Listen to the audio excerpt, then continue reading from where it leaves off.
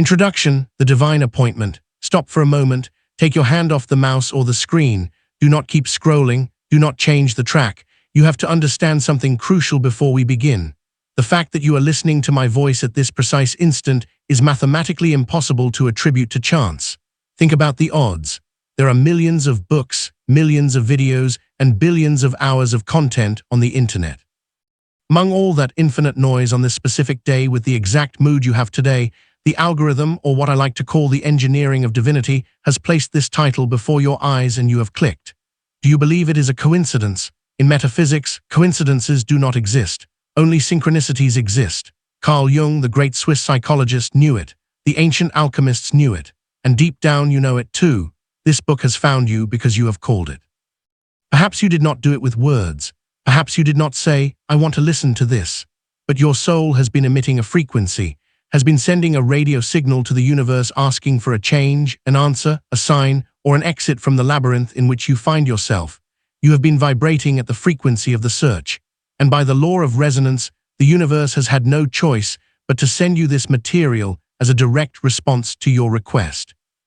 Therefore, this is not just an audio book. It is a divine appointment. It is a contracted encounter between your current consciousness and your future potential. If you are here, it is because you are ready. As the old Hermetic proverb says, when the ear is able to hear, then come the lips to fill them with wisdom. Your ears are ready. Your vibration has opened the door. What you are about to hear next is not empty theory. It is a navigation map to understand the hidden language of reality. We're going to talk about why what happens to you happens, about why you meet who you meet, and about how to stop being a leaf blown by the wind to become the wind itself. But I warn you, once you understand that nothing is accidental, you can never fall asleep again. The responsibility of knowing that you have attracted this is enormous, but it is also the key to your freedom. If this book found you, it is for a reason, and the reason is that your time to awaken has arrived. Chapter 1. The law of resonance while you are here. If you want to find the secrets of the universe, think in terms of energy, frequency, and vibration. Nikola Tesla, you do not attract what you want, you attract what you are. Hermetic proverb. Let's start with the obvious. What your rational mind is trying to tell you right now. This is a coincidence. It showed up in my recommendations. A friend sent it to me. I simply clicked. Let me stop you there. In Newton's mechanical universe, where billiard balls collide by inertia, coincidences exist. In the quantum universe in which you actually live, coincidence is a mathematical impossibility. Everything, absolutely everything that enters your field of perception has been invited by you. This audiobook is not an external object that has collided with you. This audiobook is a response. It is the echo of a shout you gave. It is the materialization of a frequency that you have been emitting during the last months or years. To understand why you are listening to this and why your life is exactly as it is today with its debts, its loves, its pains, and its glories, you must understand the mother law of metaphysics, the law of resonance. The physics of the invisible. Forget about spirituality for a moment. Let's talk about physics. You are not a solid body. If we put your hand under a powerful enough microscope, we will see cells.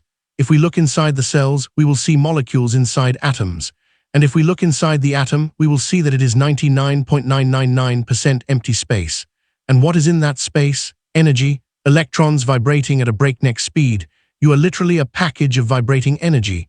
You are a standing wave. You are condensed sound. You are slowed down light. In the world of wave physics, there exists a phenomenon called sympathetic resonance. If you have two pianos in a room and you strike the C key on the first piano, the C string of the second piano will vibrate. Why? Because they share the same frequency. The C of the first piano sent an invisible wave through the air. That wave passed through all the other strings of the second piano, D, E, F, but these ignored them. It was not their language. But when the wave reached the C string, it said, "That is my song." And it started to move. You are that piano. You live immersed in an ocean of waves. People, opportunities, books, accidents, money, illnesses. Most of those waves pass through you without touching you, but those that are tuned to your same frequency make you vibrate. They find you, they stick to you, they enter your reality. Enter. That is why this book found you. You have been emitting a specific note lately. Perhaps it is the note of the search for truth. Perhaps it is the note of the weariness of suffering. Perhaps it is the note of spiritual ambition. Whatever the nuance, you have struck the key. And the universe, which is the second piano, has responded by making this content vibrate in your reality. It is not marketing. It is physics to the human radio station. Imagine that you are a radio. If you tune into the frequency 98.5 FM, you will hear classic rock. You cannot hear classical music on 98.5 FM. It is impossible. Classical music is playing on 104.1 FM. Both musics exist simultaneously in the air. They are there right now crossing your room, but your experience of reality depends exclusively on where your dial is. If your internal dial is tuned to the frequency of the victim, fear, complaint, scarcity, you will only pick up that frequency. You will turn on the television and see terrible news. You will go out to the street and encounter rude people. Unexpected bills will arrive. You will say, "How unlucky I am, the world is horrible." No, the world is infinite. The world has horror and has beauty. The world has poverty and has obscene wealth. Everything happens at the same time. But you, with your dial on Victim FM, can only decode the disaster signal. The million-dollar opportunity passed by your side, brushed your shoulder, but you did not see it. You were invisible to it and it to you because you vibrated at dissonant frequencies.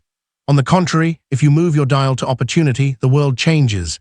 It is not that the world changes, it is that you change channels. You start to see lucky coincidences. People smile at you.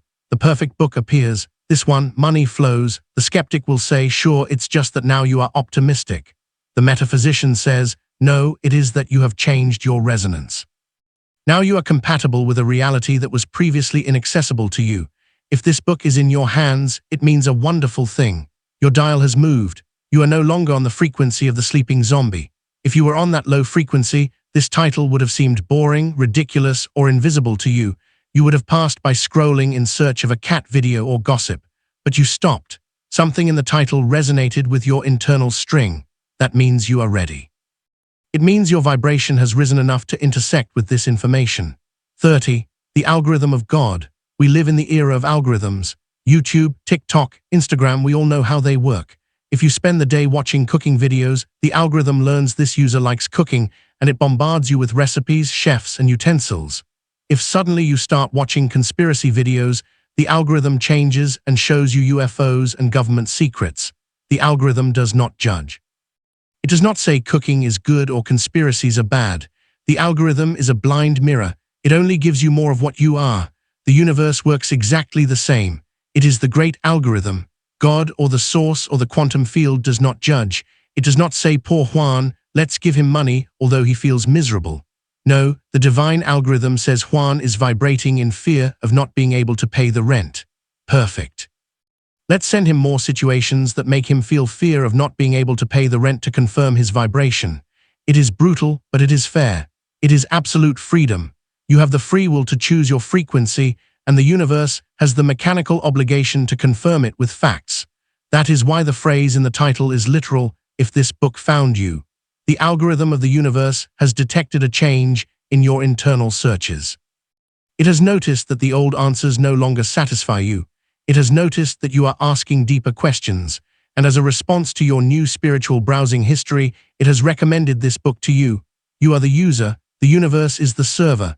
This book is the content delivered. Third and unconscious attraction, the shadow. This is where people get angry with the law of resonance. You will tell me, "Wait a moment. I did not attract my car accident. I did not attract my abusive partner. I wanted love and security." Are you blaming me? I'm not blaming you. I'm empowering you. But to empower you, you must first understand the dark part of the law. You do not attract what you think conscientiously, the 5%. You attract what you vibrate subconsciously, the 95%. You can spend the day repeating positive affirmations. I am rich. I am loved. But if in the depths of your gut, in your solar plexus, you feel a knot of fear, of unworthiness, or of guilt, that is your real emission. The universe does not listen to your words. It feels your vibration. If you have an abandonment trauma from childhood, you are emitting the signal, "I am abandonable." And by resonance, you will attract partners who abandon you. Not because the universe is cruel, but because it needs to put a mirror of your vibration in front of you so that you see it and heal it. That toxic partner was not a mistake. It was a mathematical precision. It fit perfectly with your wound. Understanding this hurts. It means admitting that we are accomplices in our misfortunes. But it is also the best news in the world. Because if you were the unconscious creator of your disaster, it means you can be the conscious creator of your paradise. If the power to destroy your life was in you, the power to fix it is also in you. No one is doing anything to you. You are doing everything to yourself. The reticular activating system, RA, biological science also supports this. At the base of your brain, you have a filter called the reticular activating system, RA. Your brain receives millions of bits of information per second. If you processed everything, you would go crazy. The RA is the doorman of the nightclub. Its job is to filter. It leaves out 99% of reality and only lets through what it considers important.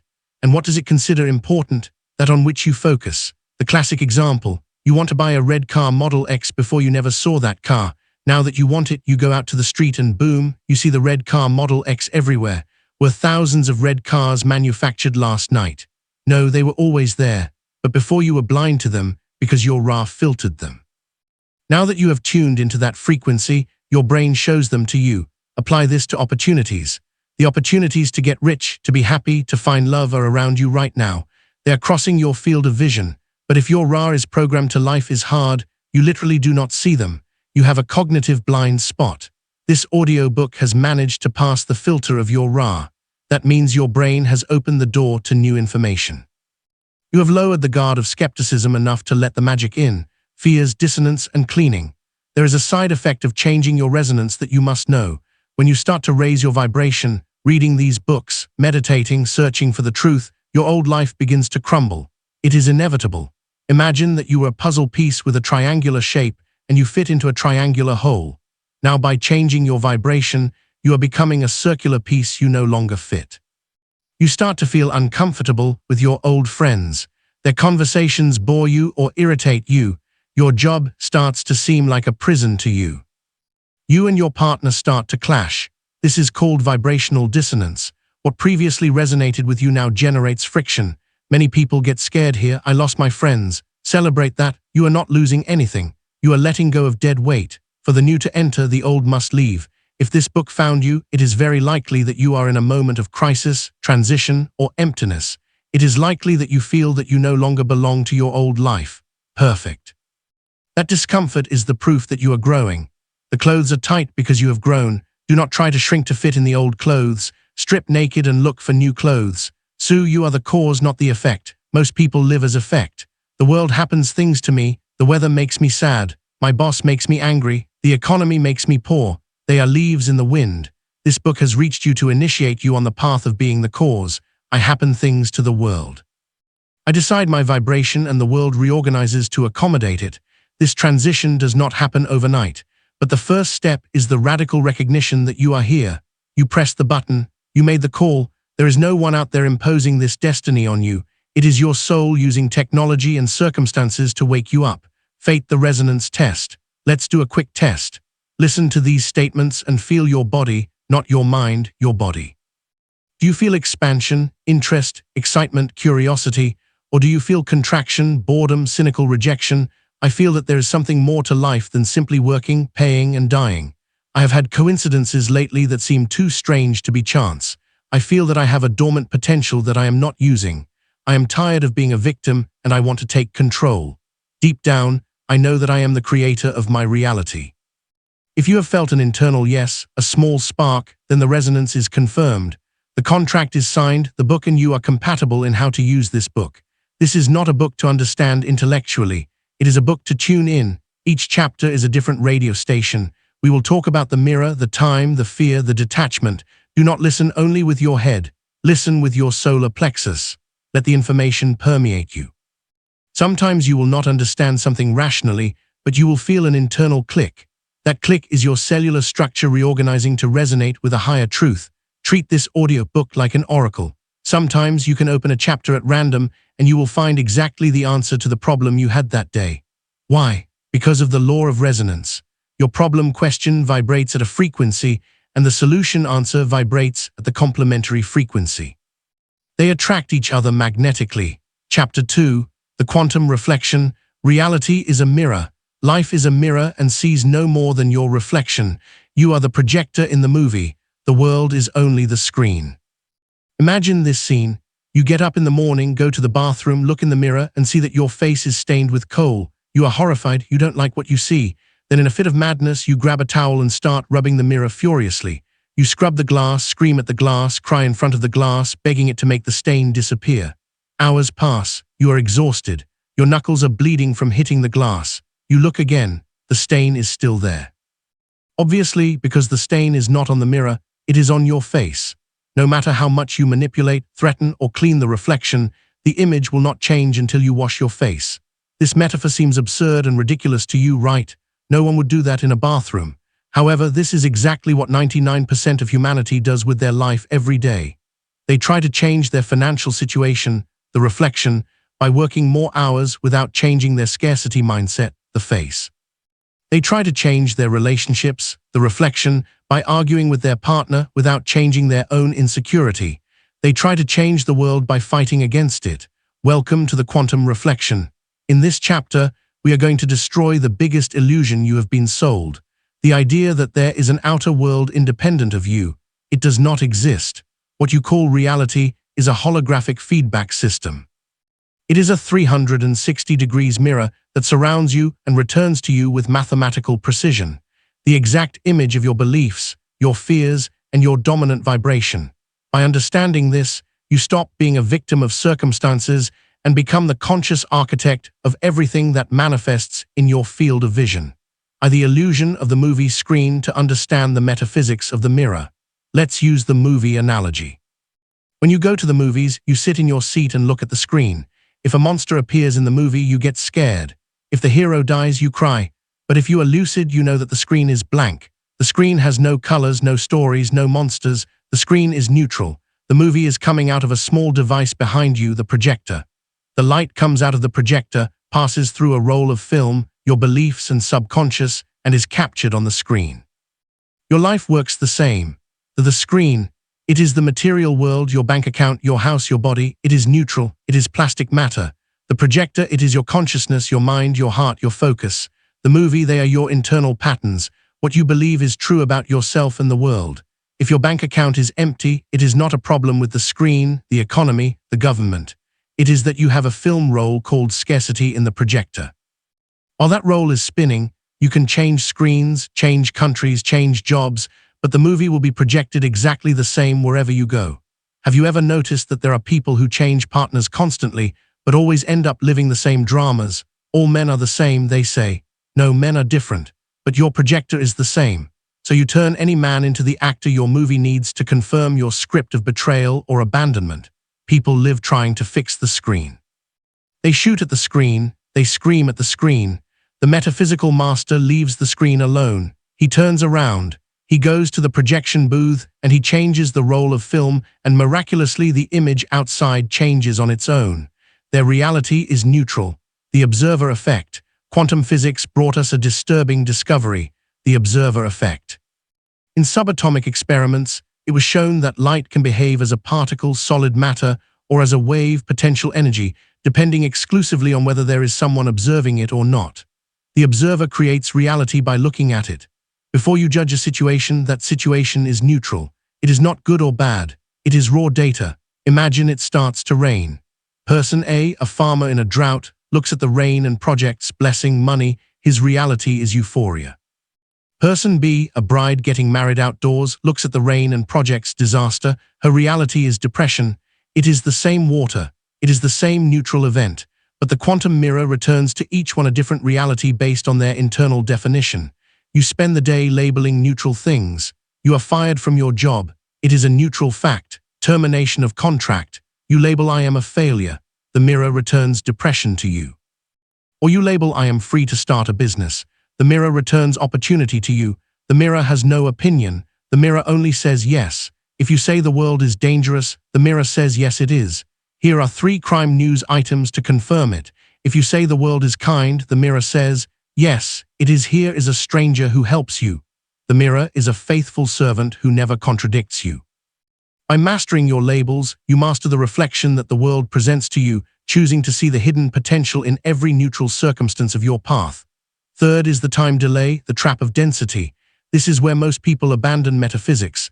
You will tell me, okay, I understand. I'm going to change my movie. I'm going to think I'm rich. Done. Hey, I looked at my account and I'm still in the red. This is a lie. Calm down, we live in a dense dimension. Matter is heavy. The quantum mirror of 3D reality has hysteresis. Delay. Imagine you are on a giant ship.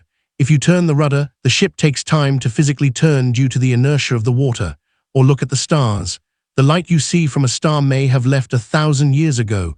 Perhaps the star already died, but you still see its light because it takes time to arrive. Your current reality is a dead star.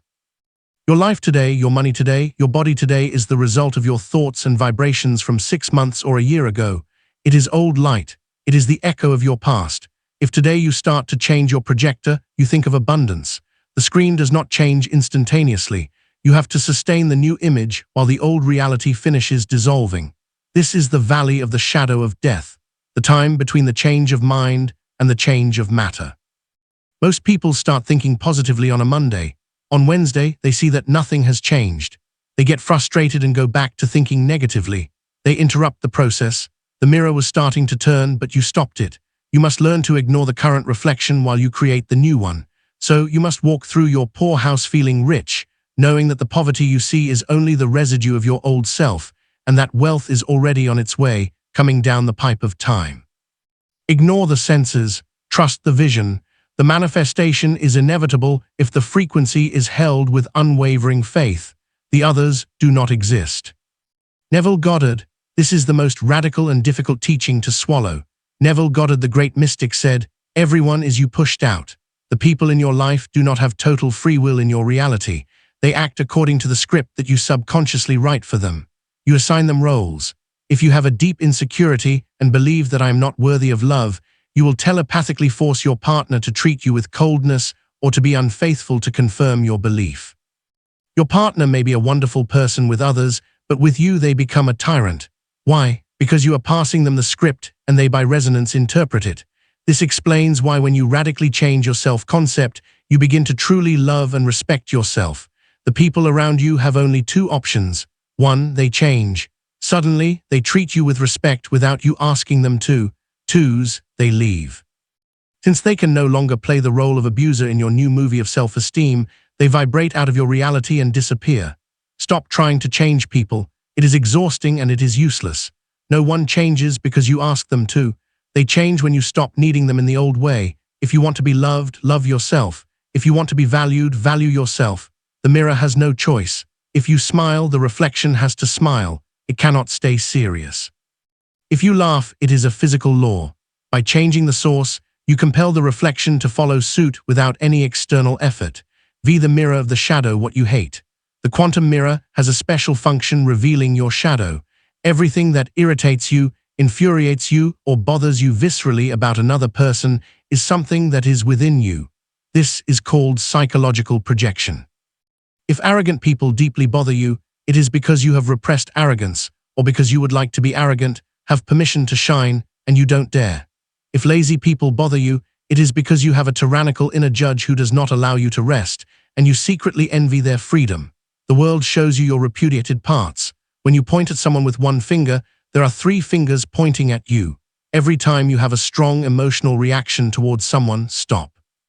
Do not look at the other, look at yourself. Question, what part of me is resonating with this? Where am I like this? Or where do I forbid myself to be like this? The enemy is your greatest teacher. He is showing you exactly where you have pending work. Thank him in silence for revealing your shadow to you and work on yourself. When you heal that within you, the person stops bothering you, or simply they stop appearing. The messenger leaves when the message is delivered. Now by combing the mirror, the madness of materialism. Let's go back to the image from the beginning. Trying to change the world by manipulating matter is combing the mirror. It is the hard way. It is the way of suffering. It is trying to get rich by working 16 hours a day with a poor mindset. You will end up sick and poor. It is trying to be loved by begging for attention. You will end up alone and humiliated. The way of the metaphysician is inspired action. First you change the frequency, the being, you feel rich. You give thanks for what you have, you feel the abundance. From that vibration an idea comes to you who an inspiration. Why don't I call such and so person? Why don't I launch this product? You act on that idea and that action born of alignment produces massive results with little effort. That is flowing. The other is forcing. When you force, you are fighting the mirror. The mirror is hard. You will break your hand. Say how to hack the reflection instructions for use. So how do we apply this on any given Tuesday? 1. The mental diet. If reality is what you eat, perceive. Stop eating junk. Stop watching news that scares you. Stop talking about your illnesses. Stop hanging out with people who complain. You are protecting your projector today. If you put junk in the projector, junk will come out on the screen. 2. Act as if. Fake it till you make it. Cheat the mirror. The mirror doesn't know if you're really rich or if you're faking it. It only reflects your vibration.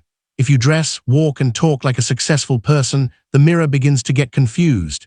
This guy vibrates like a rich person. I have to send him wealth to match the image, and the universe begins to pull strings to validate your performance. Be the character you want to see reflected. 3. Ignore the how. Focus on the what. Your job is to define what you want to see in the mirror. I want to see myself healthy. The job of the mirror universe is to define how it will do it.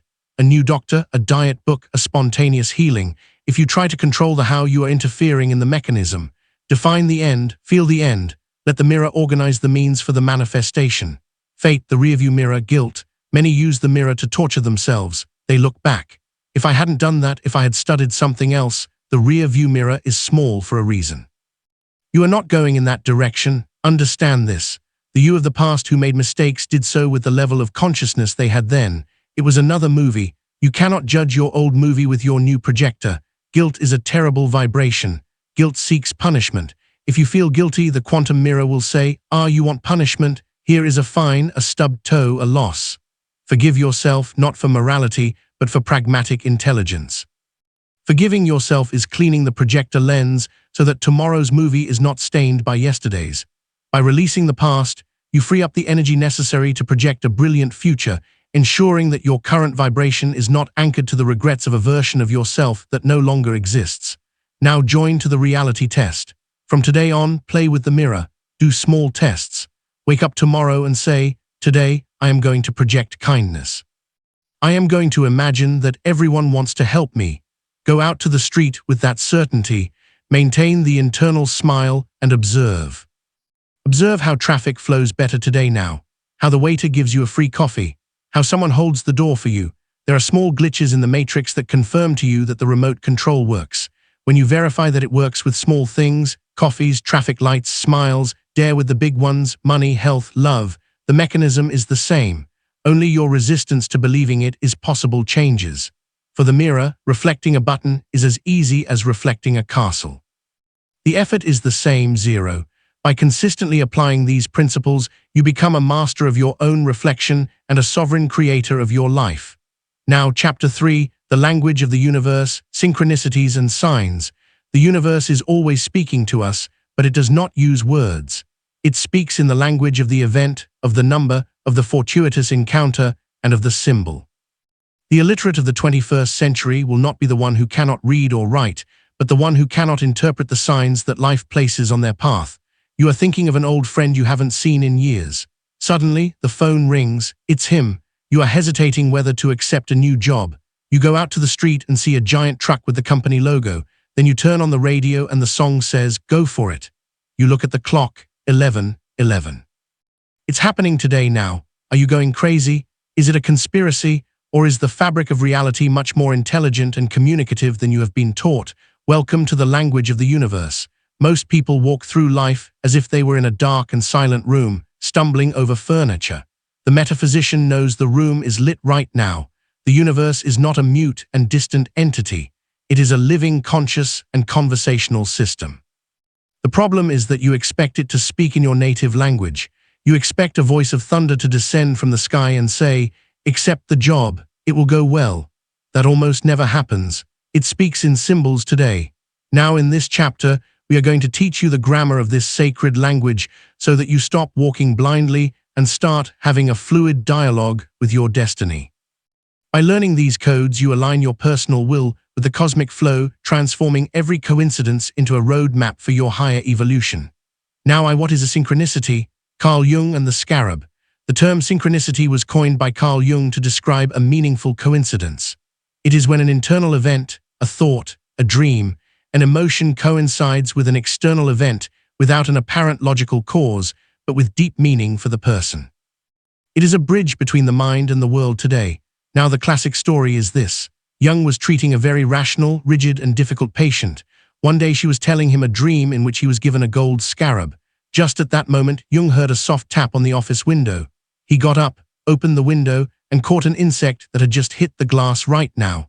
It was a Satonia aurata beetle, the closest thing to a gold scarab found in those latitudes. Jung threw the beetle to the woman and said, "Here is your scarab." That event broke her rational rigidity. Her logical mind collapsed and she could begin her healing. That is a synchronicity. It is a wink from the universe. Now it is the matrix telling you, "I am listening to you. We are connected. You are not alone." Synchronicities usually occur in moments of change, crisis, or spiritual awakening. They are confirmations that you are in the flow. When your vibration rises, synchronicities increase. When you are disconnected, they disappear. Today now, there's repeated numbers, the binary code of God. Let's talk about the elephant in the room. 11, 11, 22, 35, 33, 44, 44. Why do so many people see these numbers constantly? Is it just suggestion in sacred numerology and metaphysics? Numbers, a vibration seeing repeated numbers, is like seeing a glitch in the matrix, or a sign of alignment in your life. Today now 111, the awakening it, is the activation code. It means an energetic portal is open. Your thoughts are manifesting at great speed. It is a reminder, wake up. Pay attention to what you are thinking right now. 222, balance, everything is fine. Keep planting seeds, have patience, trust the process. Now 33, the masters, you are not alone. Your higher self or guides are with you. It is a number of protection. 444, foundations, you are building something solid. It is a sign of support. 555, change, a sudden change is approaching. Prepare, it is transformation. 666, matter, you are too focused on the material now. 777, luck magic, you are on a streak. You are aligned with your divine purpose. Do not obsess over dictionaries of meanings. The important thing is the feeling. When you see an 1111, do you feel a small shiver or a sense of magic? That feeling is the real signal. The number is just the trigger today. Now threat the divine radio, the Spotify oracle. The universe can hack technology to speak to you.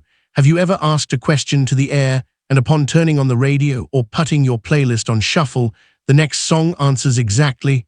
That is not a coincidence. Remember, your device responds to electromagnetic impulses. Your mind and the field are the same today. Now it is extremely easy for universal intelligence to manipulate the shuffle algorithm to put track 42 instead of 15. Practical exercise. Ask a clear question. Universe, should I call this person? Hit shuffle on your music. Listen to the first phrase of the song. Sometimes the answer is literal or metaphorical. Now learn to trust this sacred technology. The ancients used bones or tarot cards. We have Spotify. The mechanism is the same. Chance does not exist. It is consciousness ordering chaos to give a message. By using modern tools as oracles, you allow the divine to reach you through the very channels you use every day. Now favorite totem animals, messengers of nature. Nature is the direct physical manifestation of God. Animals have no ego. They are permanently connected to the source. This makes them excellent messengers. If in the middle of the city you see a hawk perched on your balcony, that is not normal. It is a sign. Pay attention to animals crossing your path today. Now butterfly deep transformation. You are changing from a caterpillar to something with wings. Snake healing, kundalini rebirth. Do not be afraid. Spider creativity. You are weaving your destiny. Patience. Bird, ravens, hawks. Messages from the spiritual world. Higher vision. Look from above. Now dog, cat. If a stray animal approaches you insistently, it is bringing you love or protection. When it happens, do not dismiss it. Ask yourself, what was I thinking exactly when the animal appeared? What is its medicine? If you are obsessed with details and an eagle appears, the signal is elevate and look at the whole now. Listening to strangers, drunken angels. Sometimes the universe uses people as temporary puppets to deliver a message to you. You are on the bus worried about money. Two people behind you are talking. Suddenly, one says clearly, don't worry, the money always arrives at the end. He is telling his friend, but he is telling you, you feel the impact now. That is a sign. The universe is very efficient. It will not descend an angel with wings if it can use a drunk on the corner or a lady in the supermarket line to tell you the exact phrase you need to hear. Keep your ears open. When you are in receiver mode, everyone is a potential oracle for your path today. Now, fragments of conversations, billboards, graffiti on the wall. If a phrase jumps at your sight or hearing and resonates emotionally, pick it up. It is for you. By remaining alert to the casual words of the world, you realize that the divine is constantly whispering guidance through the voices of everyone around you. Now, physical symptoms, the body does not lie. Your body is the most sensitive antenna you possess. The body receives the signal before the brain. We call this somatic intuition. The contraction, you are facing a decision. You feel a knot in your stomach. Your shoulders close. Signal, no danger, do not go that way. Even if it seems like a good idea today, now the expansion, you feel lightness. You feel heat in your chest. You feel excitement or a pleasant tingling. Signal, yes, green light, go ahead. Sometimes the universe stops you physically. You are about to go on a trip that does not suit you and you get a sudden fever or you sprain your ankle before a date. Now the ego says, damn it, what bad luck. The spirit says, thank you for stopping me. You saved me from something I couldn't see. If everything is blocked, you get sick, you lose your keys. Stop, do not force. The universe is putting up a red light to protect you or redirect you. Trust the physical wisdom of your temple. Now says the rule of 3 confirmation. How to distinguish a real signal from your own obsession. The ego is obsessive and seeks what it wants to see. The golden rule is the rule of 3. The first time it's an event. The second time it's a coincidence. The third time it's a sign. A stranger recommends the same book you heard about twice today. Now, if the universe wants you to see something, it will put it in your face repeatedly. It will be insistent. If you see the same name, place or concept 3 times in a short period from unrelated sources, pay attention. It is a cosmic order. Ignoring it usually leads to regret. I knew I should have done that. Now, yes, you knew. They told you 3 times. By following the rule of 3, you filter out the noise of your own desires and ensure that you are moving in harmony with a genuine directive from the field, allowing you to act with the absolute certainty that you are being guided by a wisdom far greater than your own today. Fade to how to ask for a sign, the protocol. You do not have to wait passively. You can ask, but there is a correct way to do it. Do not ask from desperation that generates static. Ask from curiosity and play. The purple elephant exercise. If you want to prove this works, do this today. Close your eyes. Ask for a clear sign that you're being heard right now. Say, Cornalt Universe, show me a clear sign in the next 48 hours. Show me a purple elephant or a blue butterfly, something specific. Let go, forget it. Do not go out looking for it like a madman. I guarantee you will see it. Perhaps on a child's shirt, an ad, or a sticker. When you see it, you will feel a shock today. Now that shock is the neural reconnection. Your brain just understood that reality responds. Once you receive the small signal, you can ask for big things. Universe, if this job is for me, let them call me before Friday. If not, I'll let it go. Putting clear conditions is very useful. The universe loves clarity. Now charged in discernment. Do not become paranoid. An important warning. There is a thin line between magical awareness and paranoia. Apathenia, not everything is a sign. Sometimes a cigar is just a cigar. If you obsess over every plate, cloud, and word, the waiter says, you will go crazy and become paralyzed. I can't leave because I saw a gray cloud. That is fear. Now, how to differentiate? The true sign comes with peace and clarity. It feels like an aha, it is light. Paranoia comes with anxiety and confusion.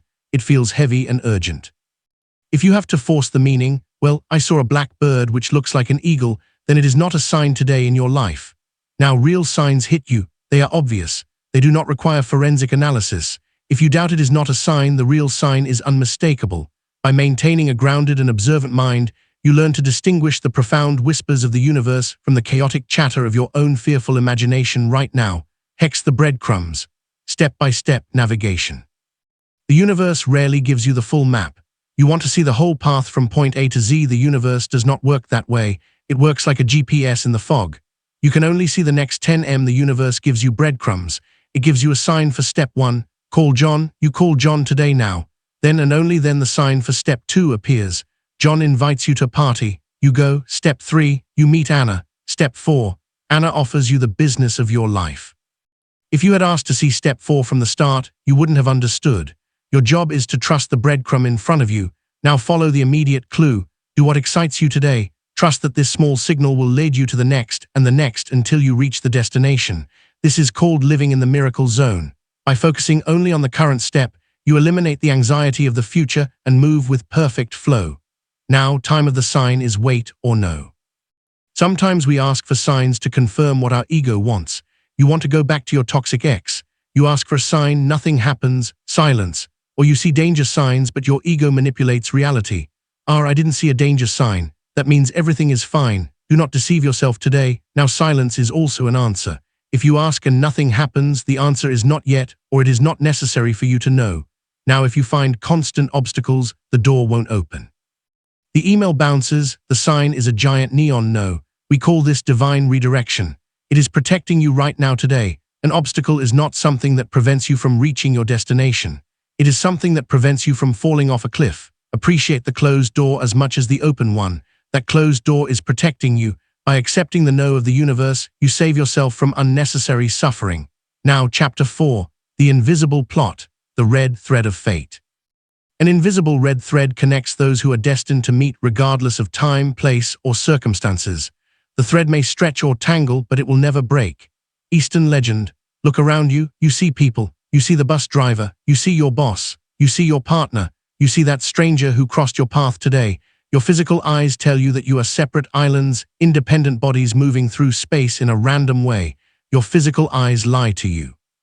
If you could see with spiritual vision or energetic X-ray vision, what you would see would take your breath away.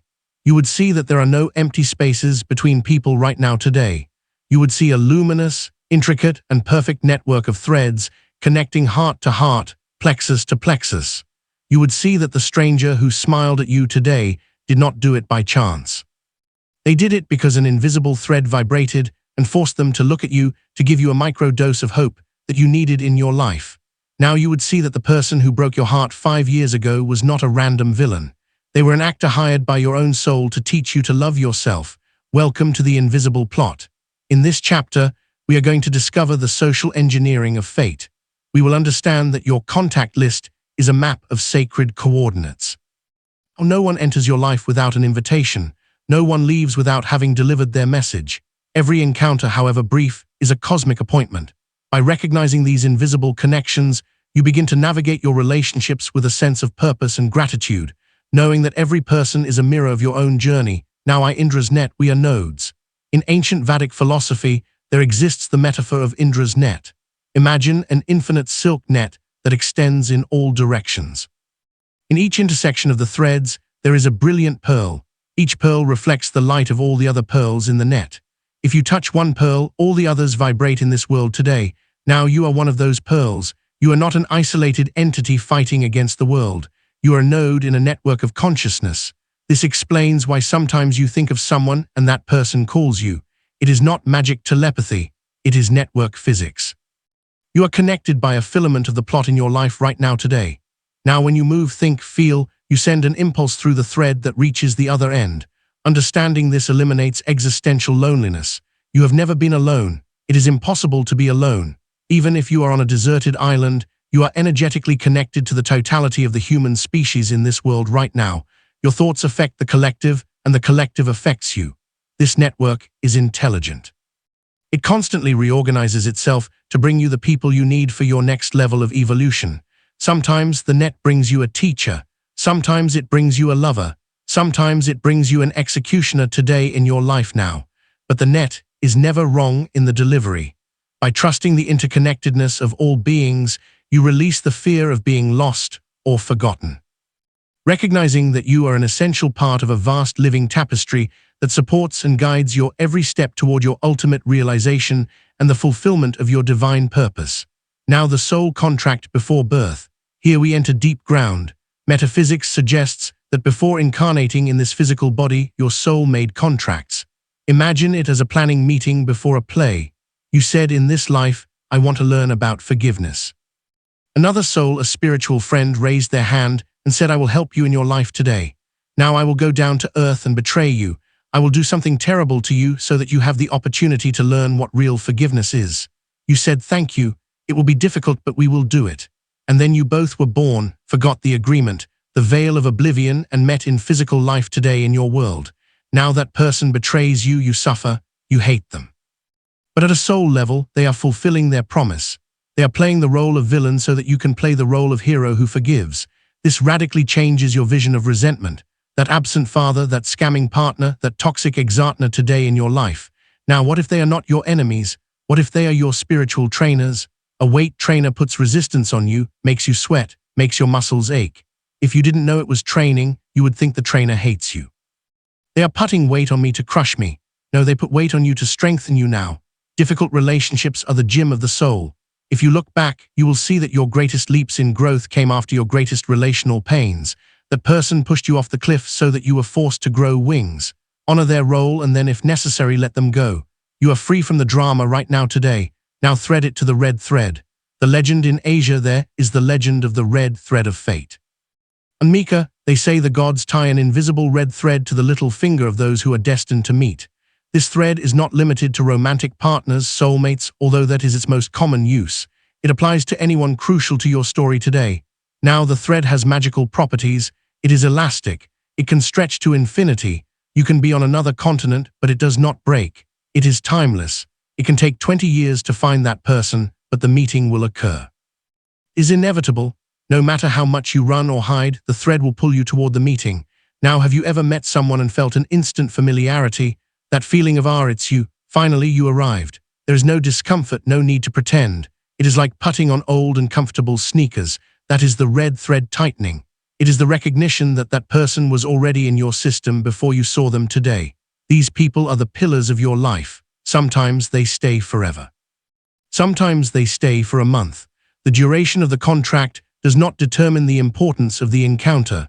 Sometimes someone enters your life just to say a phrase that changes your course and then disappears. That brief encounter was tied by the thread. Now it was tied by the red thread as much as a 50-year marriage. By acknowledging the power of these predestined connections, you allow yourself to be guided by the pull of the thread, moving toward the people and experiences that are essential for your soul's journey and the manifestation of your highest potential in this lifetime. Now, the fractal encounters the repetitive pattern. Sometimes, the invisible plot seems like a scratched record. Why do I always attract alcoholic men? Why do I always have tyrant bosses? Why do my friends always envy me? If the universe sends you the same type of person over and over again with different faces and names, it is not bad luck today in your life now. It is a fractal pattern. The universe is a very strict pedagogical school. If you do not learn the lesson geometry, they make you repeat the course. They change the teacher for you. They change the classroom for you. But the syllabus is the same. If you didn't learn to set boundaries with your father, the universe will send you a boss. Now the universe will send you a boss who abuses you. If you don't learn to set boundaries with the boss, it will send you a partner who abuses you. The intensity will rise until you say enough. In the moment you learn the lesson, you set the boundary. You value yourself. You let go of dependence. The pattern breaks in your mind. Now the invisible plot reorganizes itself. That type of person stops appearing in your reality because they no longer have a function. The contract has expired. If you are living a painful, repetitive pattern, do not blame the people. They are just actors. Ask yourself, what is it that I refuse to learn today in this world right now? What is it that forces the universe to send me this severe teacher over and over again? By taking responsibility for the recurring themes in your relationships, you dismantle the energetic magnet that attracts the same lessons, allowing the plot to move forward into new territory and more harmonious connections in your path. Now V6 degrees of separation, the logistics of God. There is a sociological theory that says that any person on the planet is connected to any other person through no more than 5 intermediaries, 6 jumps. You are 6 people away from the President of the United States, from a rock star, or from your soulmate in Japan. The invisible plot uses these nodes to move resources. Now, imagine you make a wish. I want to dedicate myself to painting, but you work in a bank and don't know anyone in art. The universe activates the network. 1. You meet a new client at the bank. 2. That client has a sister. 3. That sister goes to a yoga class. 4. In the yoga class is the owner of an art gallery today in your life. Now the universe has to move the pieces so that you talk to the client. He invites you to a party, you meet the sister, and you end up reaching the gallery owner. Sometimes coincidences are complex logistical maneuvers. You miss the bus, you get angry, but by missing the bus, you have to wait 20 minutes today in your world. Now in those 20 minutes, the person who has the key to your next level enters the bus stop. If you had caught the bus on time, you would never have met them. What you call bad luck, missing the bus, was a course correction of the invisible plot to align you with a crucial node. That's why when plans go wrong, relax today now. Say the universe is recalculating the route. Something better or necessary awaits me. Trust the logistics of God. He has a more complete map than yours. By letting go of the need to control the how, you allow the divine architect to arrange the most perfect and surprising pathways to the fulfillment of your deepest desires. Now, vice your soul tribe, the chosen family. Not everyone in the network has the same resonance with you. There is a select group of souls who vibrate at your exact same frequency. We call them your soul tribe or soul family. They are not usually your biological family, although they can be. They are those people who speak your language without words in this world. Now with them you don't have to explain yourself. They understand your jokes. They understand your pain. They understand your madness. Being with them recharges your energy instead of draining you. Finding your tribe is essential for awakening. A coal ember, if you take it out of the fire and put it alone, goes out today in your life. Now if you put it next to other burning embers, it burns with strength. You are the ember. If you are surrounded by people who vibrate low, complaints, fear, materialism, you will go out. It is a physical law. You need to look for your tribe. How? By emitting your true signal. Chapter 1. Be authentic to attract them right now, today. If you like metaphysics, say it. If you like art, do it. By being authentic, you turn on your light and your tribe will see you from afar and approach. Falsehood repels your tribe. If you pretend to be who you are, not to fit in with normal people, your tribe will not be able to find you because you have the costume on. Now, be weird, be you, and the weird ones like you will appear. By radiating your unique frequency without apology, you act as a beacon that draws your soul family out of the crowd, creating a powerful circle of support and shared vision that accelerates your individual and collective evolution in this physical reality today. Now, 7th, cutting ties versus untying knots. In modern spirituality, there is much talk of cutting ties with toxic people, visualizing scissors and cutting the energetic cord. Sometimes it is necessary, but there is a nuance. If you cut a tie with rage, you have not cut it. Hate is a tie as strong as love. If you hate your ex, you are still tied to them. Now you keep giving them your energy. The invisible plot remains tense. True liberation is not cutting, it is untying. Untying means understanding, forgiving, and letting go. It means looking at that person and saying, I understand the role you played. Thank you for the lesson. I free you from the obligation to hurt me now. And I free myself from the obligation to suffer for you. The contract has ended. When you do this from a real neutrality, the thread dissolves. The person disappears from your life or stays but stops affecting you. They become irrelevant. You become transparent to them. As long as there is strong reaction, there is karma. Today, when there is compassionate indifference, detachment, the karma is resolved.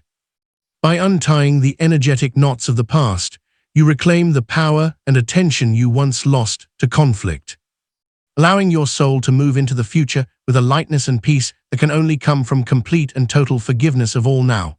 Fossa, the mirror effect in relationships, the law of projection. We already saw the mirror in Chapter 2, but in relationships is where it hurts the most. The invisible plot works as a system of mirrors. If you are deeply insecure, the plot will connect you with someone jealous. Why? Because his jealousy reflects your insecurity.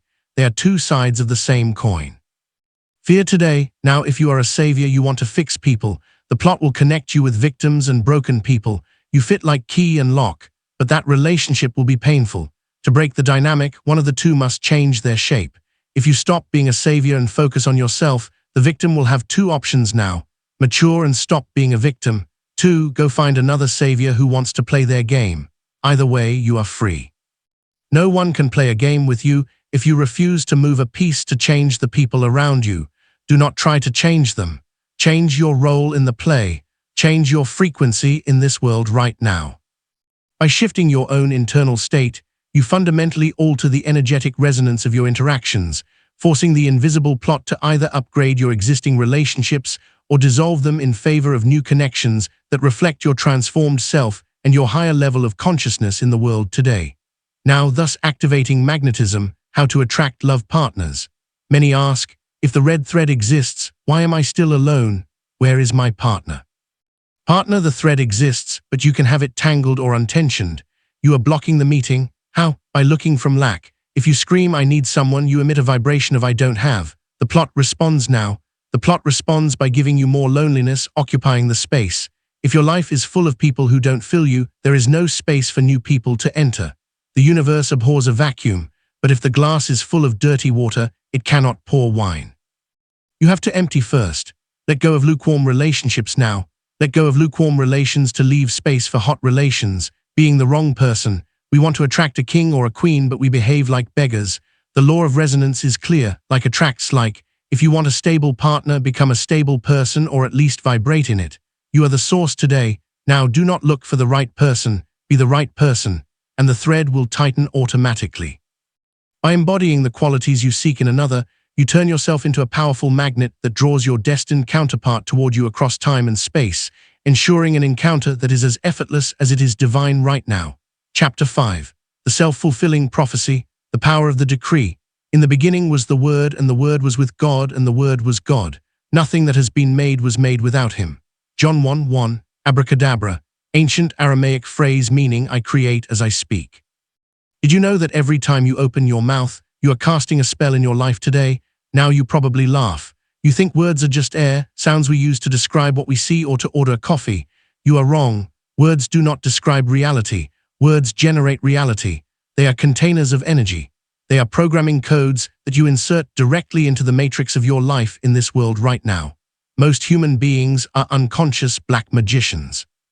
They spend the day cursing themselves. I'm a mess. I am broke. I always get sick in winter. Nobody loves me. And then when reality faithfully obeys their orders and brings them disaster, ruin, illness, and loneliness, they say, see, I was right today. Now you are not right. You had a prophecy and you fulfilled it. Welcome to the power of the decree. In this chapter, we are going to audit your language. We are going to discover that your mouth is the rudder of your ship. If your ship is heading toward the rocks, it is because you, the captain, are shouting orders right now. It's time to learn the language of creation. It's time to stop talking about your problems and start talking to your problems. By changing your vocabulary, you change the direction of your life, steering your ship away from the storms and toward the calm waters of manifestation and success in this world today. Now, by the physics of sound, somatics before entering the mystical, let's look at science. There is a field of study called somatics. If you place sand on a metal plate and vibrate the plate with sound, the sand magically organizes itself into perfect geometric patterns. If you change the sound, the frequency, the sand pattern changes instantly today. Now sound moves matter. Sound organizes form. Your body is 70% water. Water is highly programmable by vibration. As Dr. Masaru Emoto demonstrated, when you say a word, that vibration travels through your body water and through the air field. If you say hate, the molecular structure of your body reacts with chaos.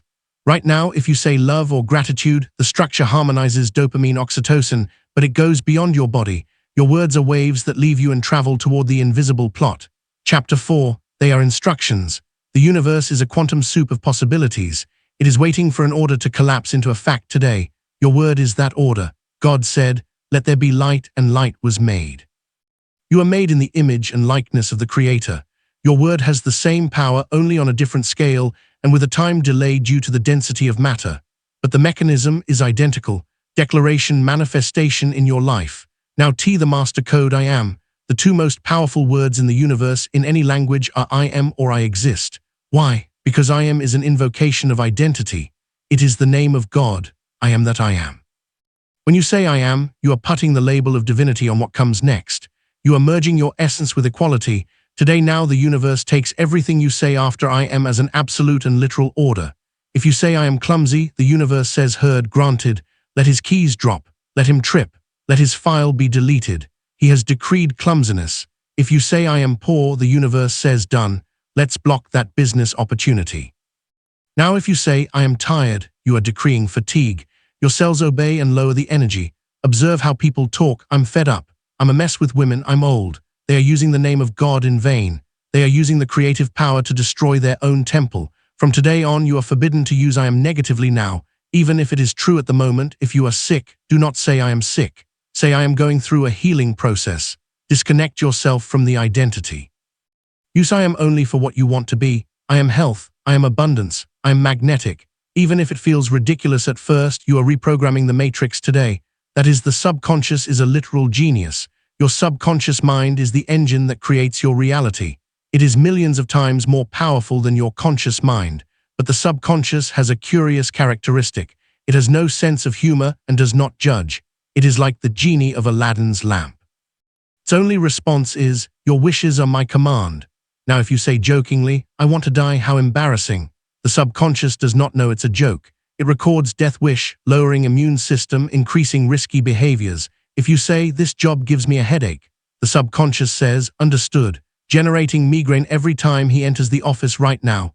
You have to treat your subconscious like a 5-year-old child with superpowers. You have to be impeccable with your instructions. You cannot afford the luxury of speaking ill of yourself, even as a joke. Self-deprecating sarcasm, "How stupid I am, haha," is pure poison. Erase those phrases from your vocabulary today. Now speak to yourself as you would speak to a king or a god, with respect, with greatness, and with clear intention.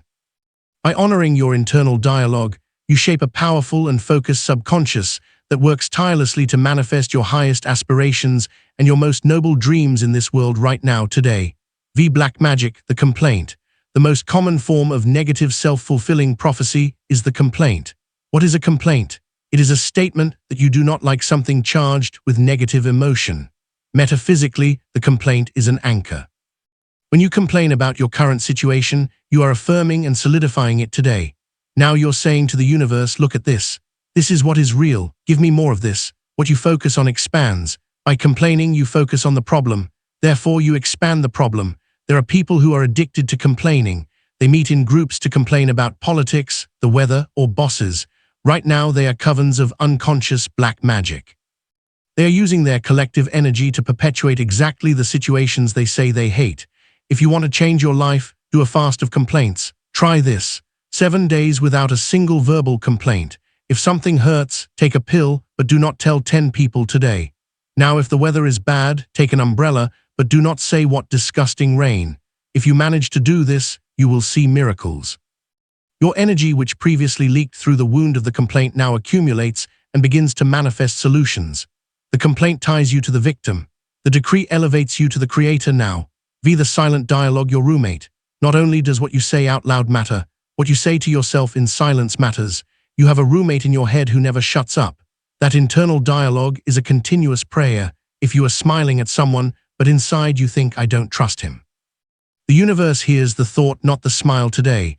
Now thought is the electrical signal. Emotion is the magnetic signal. Your internal dialogue is usually a recording of your parents or society. You are not enough. You are going to make a mistake. Who do you think you are? You have to interrupt that recording. You must become a tyrant against your own negative thoughts. Now when you hear an internal voice saying you won't be able to pay for it, shout "internally cancelled" and immediately replace it with "money flows to me in unexpected ways. I am prosperity." At first it is exhausting. You have to be vigilant like a security guard. But over time the roommate learns today. Now you change the recording, and when your internal dialogue becomes your ally, you can do it. You are great. Everything will turn out well. Then you are unstoppable. You become a beacon of confidence and success, radiating a frequency that naturally attracts the people and circumstances needed to reach your highest potential right now. The physiology of the lie. Fake it till you believe it. Here we reach the main resistance. You say, "But if I say I am rich when I have zero in my account, I feel like a liar. I feel ridiculous." It is normal. Your rational mind compares the decree with the current reality and sees a discrepancy. It calls that discrepancy a lie. The metaphysician calls it prophecy. Now an architect looks at an empty lot full of trash and says, "Here there will be a 20-story building." Is he lying? In the physical present, yes, there is no building. But in his mind, the building is already real. And because he holds that lie vision, the building ends up existing. You are the architect of your life today. Now your decrees are not reports of the current weather. They are forecasts of the future weather that you are creating. You must learn to feel comfortable with the temporary lie. Neville Goddard called it the assumption. Assume the feeling of the wish fulfilled. Speak as the person who has already achieved what you want right now. How does a rich person talk? Do they complain about the price of coffee? No. How does a loved person talk? Do they talk with jealousy and fear? No, they talk with security. Adopt the language of your future self. At first it is a performance, then it becomes a habit. Finally, it becomes reality in your world today. Now see vocabulary audit forbidden words. There are words that act like viruses in your operating system. It weakens your manifestation.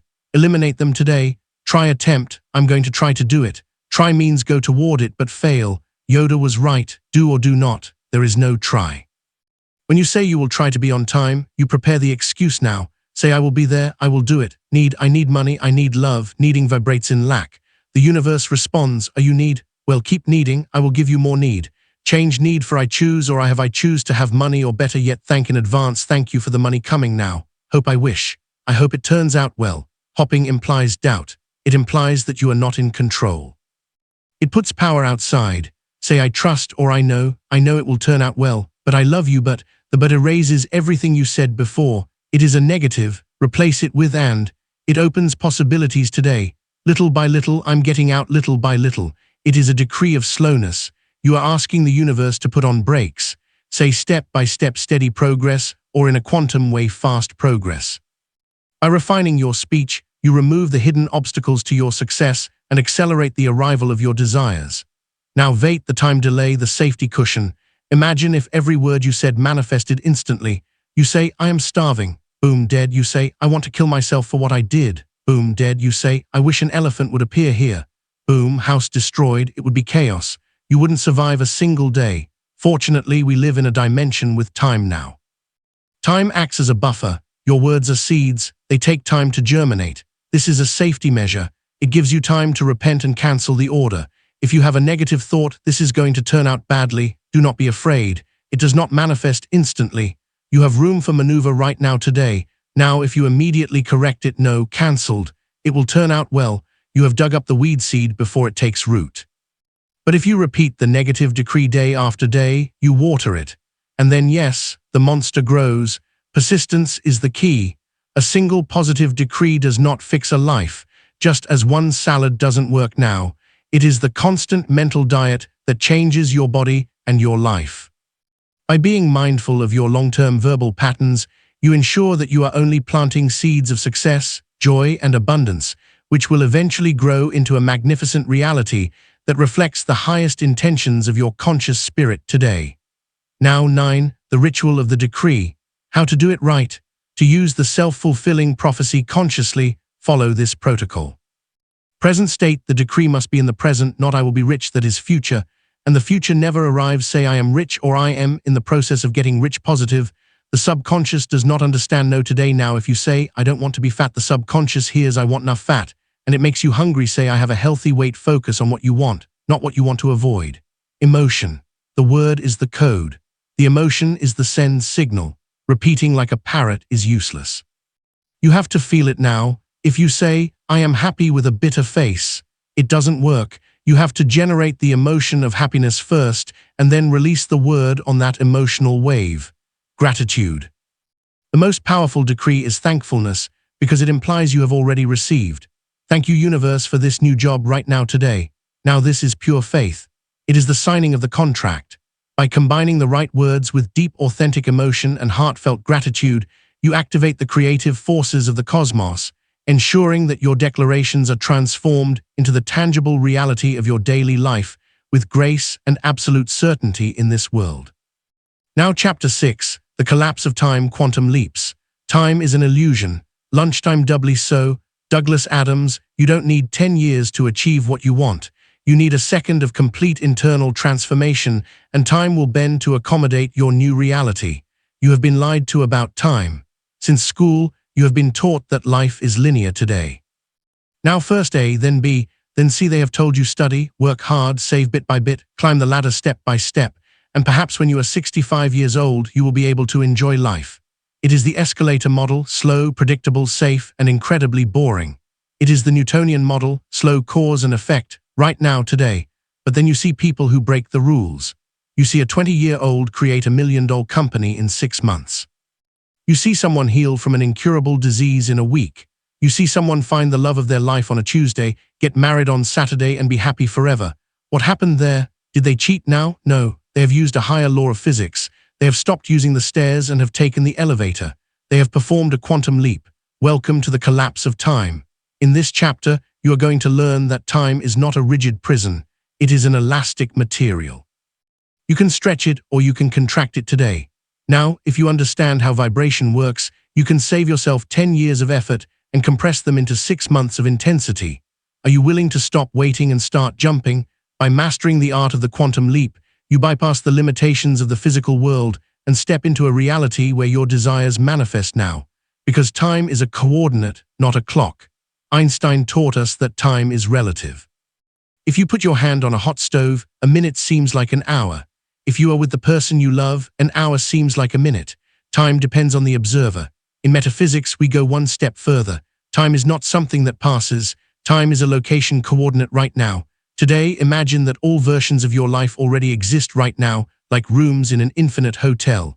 In room 101, you are poor. In room 505, you are a millionaire. In room 808, you are sick. All those rooms exist simultaneously in the hotel of the universe, the eternal present. What you call time is simply your awareness moving. Now, it is simply your consciousness walking down the hallway from room 101 to 505. If you go walking linear method, it takes 10 years. But if you learn to teleport quantum method, you can appear in room 505 instantly. Time is not necessary to create. Time is only necessary for your logical mind to accept the change. Today now the physics of the quantum leap in the atom. Electrons spin in orbits. For an electron to pass from a low orbit to a high orbit with more energy, it does not travel through the intermediate space. It disappears from orbit A and reappears instantly in orbit B without passing through the middle without time. This is called a quantum leap today. Now you can do the same with your life. You do not need to go through the intermediate steps that society imposes on you. Society says intern, assistant, junior, senior, boss. The quantum leap says intern, boss, vibration, boss. How? By increasing your energy, the electron needs an injection of energy. Now the electron needs energy to jump. You do too. That energy is not caffeine. It is emotional intensity and certainty of identity. If you are able to raise your vibration to the level of your desire and sustain it, reality collapses. The universe is forced to move you to the new timeline. It does so through accelerated coincidences. Now you get fired, collapse of the old, and the next day you meet the investor of your life, appearance of the new. For the external spectator, it seems like a miracle or luck. For you, it is applied quantum mechanics by holding the frequency of your success. You command the universe to rearrange itself around you right now today. Thursday, the trap of linearity. The biggest barrier to collapsing time is your logical mind. Your mind is obsessed with the how. I want to earn $1 million, okay. If I save 100 a month, it will take 800 years. It's impossible. Your mind calculates based on your past and your current resources. But the quantum leap does not use your current resources today. Now it uses the resources of the new timeline. When you jump, the how appears. It is like driving in the fog. You only see 10m, but if you move forward, you see the next 10. Linear thinking paralyzes you because it wants to see the whole path before taking the first step. Quantum thinking says I am at the destination now. I'm at the destination vibrationally. The path will unfold under my feet as I walk. Stop asking how long will it take. That question is an affirmation of distance. If you ask how much longer, you are affirming I am not there. And the universe responds correct, you are not. Keep waiting. End the wait now. To collapse time, you have to eliminate the waiting. You have to feel that it is already done. By living in the conviction that your goal is already achieved, you strip away the power of time and force the manifestation to materialize with a speed that defies all conventional logic and expectation in your life today. Now, fair living in the end. Neville Goddard. The great mystic Neville Goddard taught the definitive technique for the collapse of time. Living in the end. Do not think of your goal as something future. Think from your goal as something present. Example, you want to move to Paris.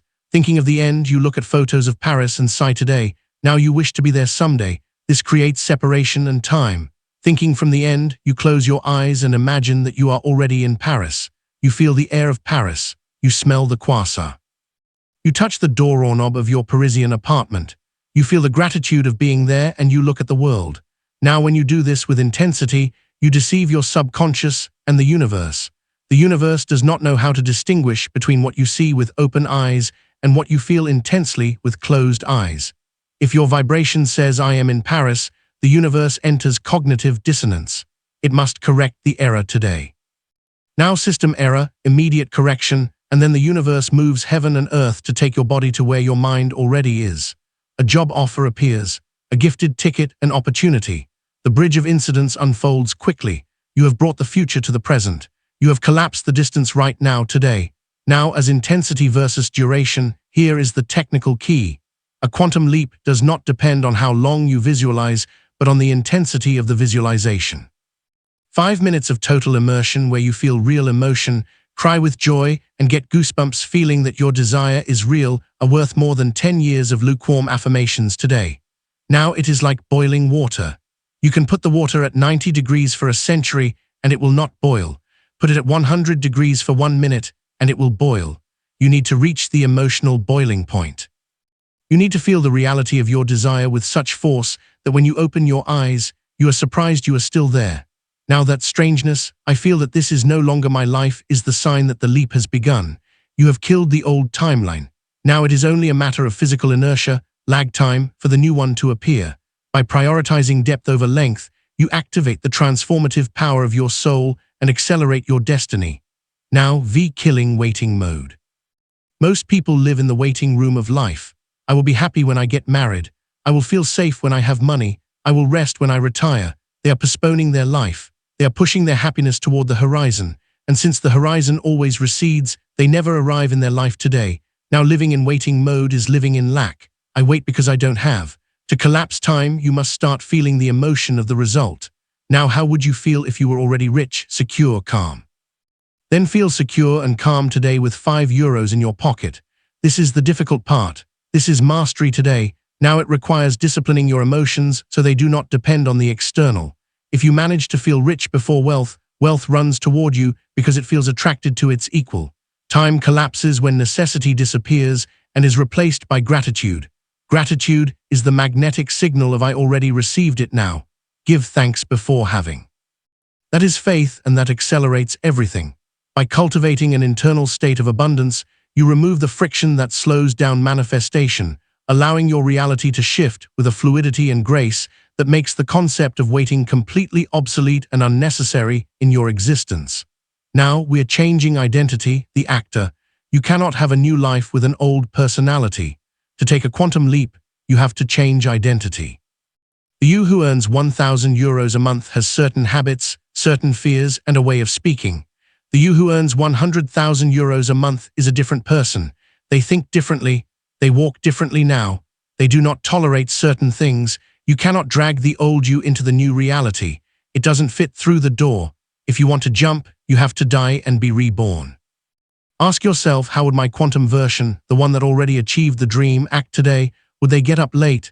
Would they eat junk food now? Would they call that toxic ex? No, then you stop doing it. Start acting as your future self today. Dress like them, speak like them, make decisions like them.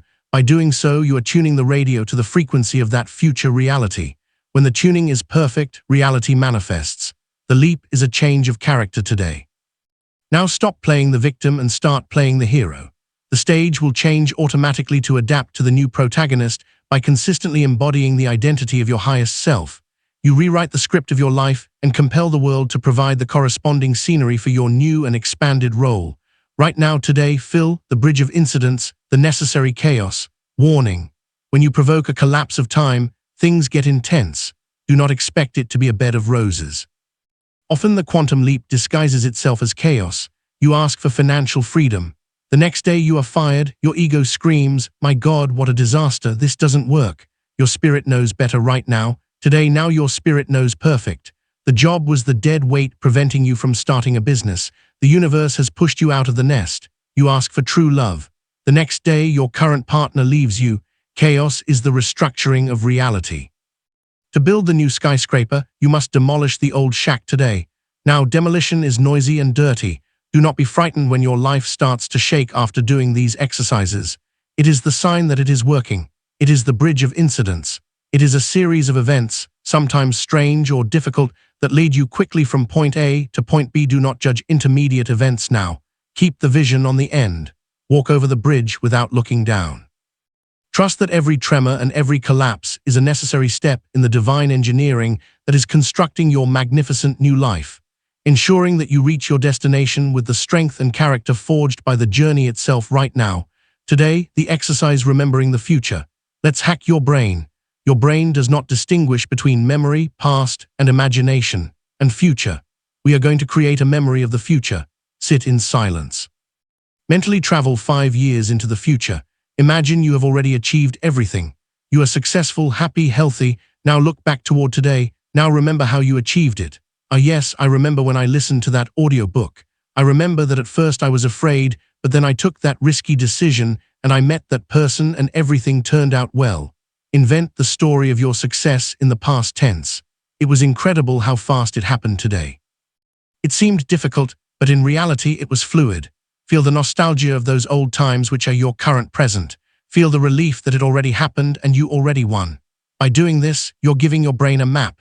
You're creating an inverse neural route. You will have a strange certainty now. You will know that everything is going to be all right because you have already remembered it. You will walk with the confidence of one who has seen the end of the movie and knows the hero wins. By anchoring your consciousness in the victory, you make the journey toward it an inevitable and joyful unfolding of truth. Now text impatient patience. How is the desire for speed balanced with patience? With impatient patience, impatient in action. You do not procrastinate, you act today, you seize every opportunity. You go fast, patient in result. You know the seed is planted and it is inevitable that it grows. You do not dig it up every 5 minutes today. Now you don't dig it up to see if it has roots. Anxiety slows down time. Confidence accelerates time. If you are looking at the clock every minute, the minute lasts an eternity. If you forget the clock and start enjoying yourself, time flies. To collapse time, you have to forget about time. Dive into the flow of your life now. Enjoy the process of becoming your best version. And when you least expect it, you will look up and say, wow, I've already arrived. It was faster than I thought. By living in this state of joyful presence and focused action, you transcend the limitations of the clock and enter the eternal timing of the universe. Now, Chapter 7, The Guardian of the Threshold, Fear Before Success. Fear is the signal that you are crossing the border of the known. If you are not afraid, you are not going anywhere new. The Guardian is not there to stop you. He is there to ask you, do you really want it? You have done the work right now today. You have tuned your frequency. You have cleaned your mirror. You have read the signs. You have decreed your success. You have even visualized the quantum leap. You feel ready. You are excited and suddenly crash. Everything breaks. A paralyzing panic enters you in your life. Now you get sick the day before the interview. Your car breaks down on the way to the appointment. Your computer deletes your project file. A voice in your head starts shouting, you are a fraud. You are going to make a fool of yourself. Stop now. Many people at this exact point throw in the towel today. Now they say, I knew it. This is not for me. It is a sign from the universe that I should not do it. Error. It is not a stop sign. It is the definitive advance sign. You have encountered the guardian of the threshold in your world right now. He is the last line of defense of your old identity. He is the Sibiru's barking at the gates of hell so you don't leave, or the dragon guarding the treasure so you don't enter. If you flee now, you will validate your smallness today. Now if you cross now, even if you are trembling, you will become a legend. Welcome to the final test. In this chapter, we are going to dissect fear. We are going to understand why your mind and environment rebel just when you are about to win, and how to use that terror as fuel to cross the door. Now, either biology of resistance, homeostasis. Let's start with science. Your body does not want you to be successful. Your body wants you to survive. And for your reptilian brain, survival, the known, any change, even if it is positive, is registered by the primitive brain as a threat in this world today. Now, why? Because it is unknown. And in prehistory, the unknown usually meant death. There is a biological mechanism called homeostasis. It is like the thermostat of an air conditioner. If the thermostat is set at 20 degrees and the temperature rises to 25, the machine cools the room to return it to 20. Now your life has an internal thermostat. Let's say your financial thermostat is set to survive month to month. Suddenly you start to apply what this book says. You make a quantum leap. You earn extra money. The temperature rises to abundance right now today. Red alarm in the system. Your internal thermostat says danger. We are outside the safe zone of known poverty. We must lower the temperature, and then you self-sabotage. You spend the money on something stupid. You lose your wallet. You get a fine in your life. Now you do something unconscious to return to your base level. The guardian of the threshold is in large part your own biology trying to maintain homeostasis. Knowing this is liberating. That fear you feel is not a premonition of disaster. It is just your thermostat trying to recalibrate today. Now hear the terror barrier, Bob Proctor. The great master Bob Proctor explained this phenomenon as the terror barrier. There are 4 phases in change. 1. Bondage. You are in your comfort zone. You have type X thoughts and type X results. You are comfortable but unsatisfied right now today. 2. Reason. You have a new idea. Type Y at first. Idea Y is only in your conscious mind. It's fun. There is no fear. 3. Conflict. You start to internalize idea Y. It clashes with your old type X programming in the subconscious. This creates a chaotic vibration. XY. Now that vibratory chaos feels like fear, doubt, and anxiety, you have hit the terror barrier. 4. Freedom. Here is where everything is decided. Most people, upon feeling the terror, bounce backward. They return to the security of bondage. The fear disappears, but the soul dies a little today. Now the brave person crosses the terror barrier. They act despite the fear. By crossing, you enter a new world. Idea Y becomes your new comfort zone. If you feel terror right now, congratulations. It means you are in phase 3. You are hitting the wall in your life now. Terror is the sign that you are about to break the sound barrier. The plane shakes violently just before breaking the sound barrier. If the pilot brakes, the plane becomes unstable. If he accelerates, he enters supersonic silence. Accelerate right now today.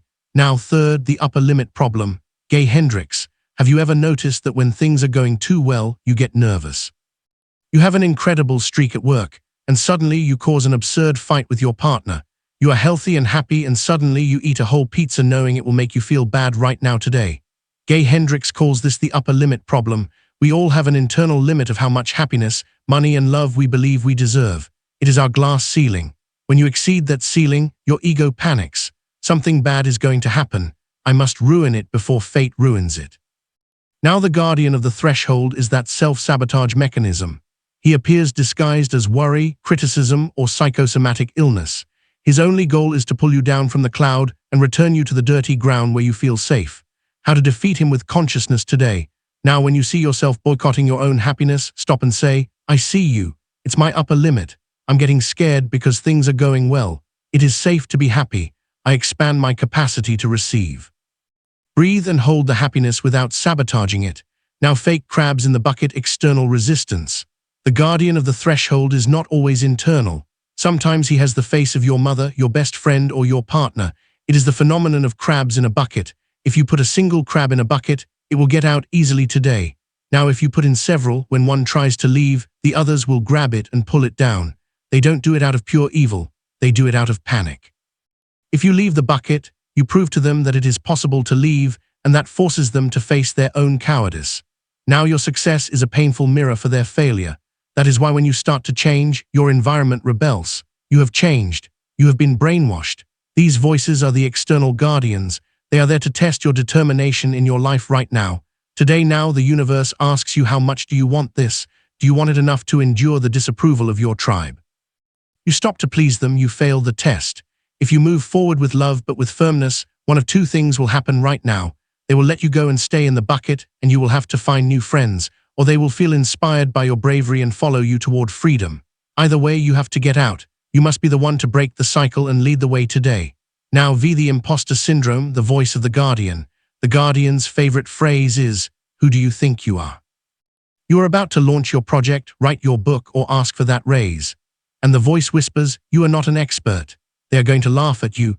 You are a child disguised as an adult now. It is imposter syndrome. And I have some news for you. It never completely disappears. Even the most successful CEOs, famous artists, and world leaders feel it. Imposter syndrome is paradoxically a good sign in your life right now, today now. It means you are leaving your comfort zone. If you didn't feel like an imposter, it would mean you are doing something you already master, something small. You only feel like an imposter when you are growing. The trick is not to eliminate the voice, but to dialogue with it. Now, guardian, you're not ready. It's true. One is never 100% ready, but I'm going to do it anyway. I'll learn along the way. Bravery is not the absence of fear. Bravery is action with fear. Do it afraid. Do it with a cracked voice, but do it today. Now, Fafi, the dark night before the dawn. In mythical narrative, before the hero gets the Holy Grail, he must pass through the deepest cave. In the Bible, Jesus goes through Gethsemane sweating blood before the resurrection. It is a universal law. Darkness is densest. Just before the dawn, right now, today now, just when you are millimeters from success, everything seems to get worse. It is called the final purge. The universe is squeezing the last remains of negativity from your system. It is like a fever. High fever precedes healing in your life. Now, if your life has become absolute chaos since you started this path, rejoice. Chaos precedes higher order. You are in the washing machine in the spin cycle. It spins, it makes you dizzy. But you are going to come out clean today. Now, if you give up in the spin cycle, you stay wet and dirty. Hold on. That unbearable pressure you feel is the pressure of the birth canal. You are being born. Do not die in labor out of fear of the pain. Push. Your new life is waiting on the other side right now. 7th, Reframing anxiety, it is excitement. Here is a biohacking trick to defeat the guardian. Physiologically, fear, anxiety, and excitement, exhilaration are identical. In both cases, the heart races, hands sweat, the stomach closes, adrenaline rises in your world right now, today.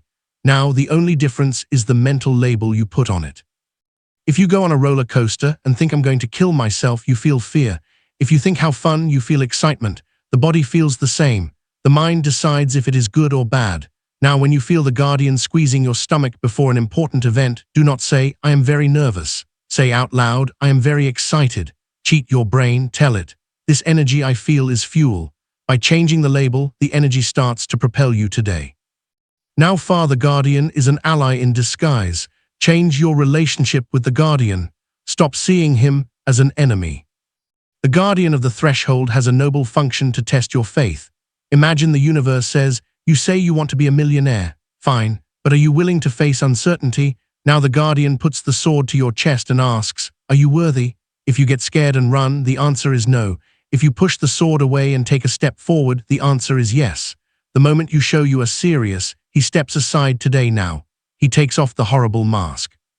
He bows to you and he opens the door. You discover the monster was made of smoke. He only had the power you gave him with your fear. By crossing the threshold, the guardian becomes your ally. Fear transformed becomes power. Right now, that's the leap of faith. The 3-second rule. How do you physically cross the threshold when you are paralyzed? Use the 3-second rule. When you have the impulse to do something and you feel the guardian start to speak, you have a window of 3 seconds before your rational mind takes control. Now you have to move in those 3 seconds. Count on 3, 2, 1 now and move. Launch your body, click send, say hello, do not think, act. Once you have initiated action, the fear disappears. Fear only lives in anticipation, never in action in your life today. Now when you're in the middle of the battle, you have concentration. Fear is in the locker room. Fear is on the shore. Jump into the water and the fear will drown. By taking immediate action, you bypass the guardian and enter the field of manifestation right now. Chapter 9, Tuning into the Station Intuition. The intuitive mind is a sacred gift, and the rational mind is a faithful servant. We have created a society that honors the servant and has forgotten the gift. Albert Einstein, there is a voice that doesn't use words. Listen to it. Rumi, imagine you are lost in the middle of a dense and dark forest today. Now you have no map, you have no compass. There is no signal on your mobile, you are terrified. Your logical mind begins to scream, we are going to die. Run north, no wait, better climb a tree, no better cry. The logical mind in unknown situations is useless. It only has data from the past and you are in a new situation now. But suddenly you feel something. It is not a thought, it is not a deduction. It is a tug at the navel, a silent and magnetic certainty that pushes you gently to the right toward a path that is barely visible among the undergrowth. Your logic says you're crazy. That path looks dangerous right now today. Now, but your gut says it's this way. If you follow your gut, you find the exit. If you follow logic, you go around in circles until you are exhausted. Welcome to intuition. Welcome to the most advanced and least used technology of the human being. We have been educated to worship the intellect and to ridicule intuition. Now we have been told that listening to inner voices is for crazy people and that feeling the answers is unscientific. And yet the greatest scientists, artists, and entrepreneurs in history confess in private that their great ideas did not come from a spreadsheet, but from a sudden spark in their life today. Now Steve Jobs, Nikola Tesla, Einstein, they were all intuitive first and rational second. In this chapter, we are going to learn to tune in to the station. The voice of your soul is transmitting instructions 24 hours a day. The problem is not that God is mute. The problem is that your radio has too much static today. Now we are going to clean the noise so that you can hear the exact coordinates of your destination. By refining your internal receiver, you gain access to a reservoir of wisdom that transcends linear thinking, allowing you to navigate the complexities clear as throat of your existence with an ease and precision that the limited mind can never achieve. Now, either cosmic Wi-Fi, what is intuition really? Let's demystify intuition. It is not fairy tale magic. It is high-speed data processing. Your conscious mind processes about 40 bits of information per second. It is slow. It has to analyze a then see. Your subconscious mind, connected to the quantum field, processes 40 million bits per second today.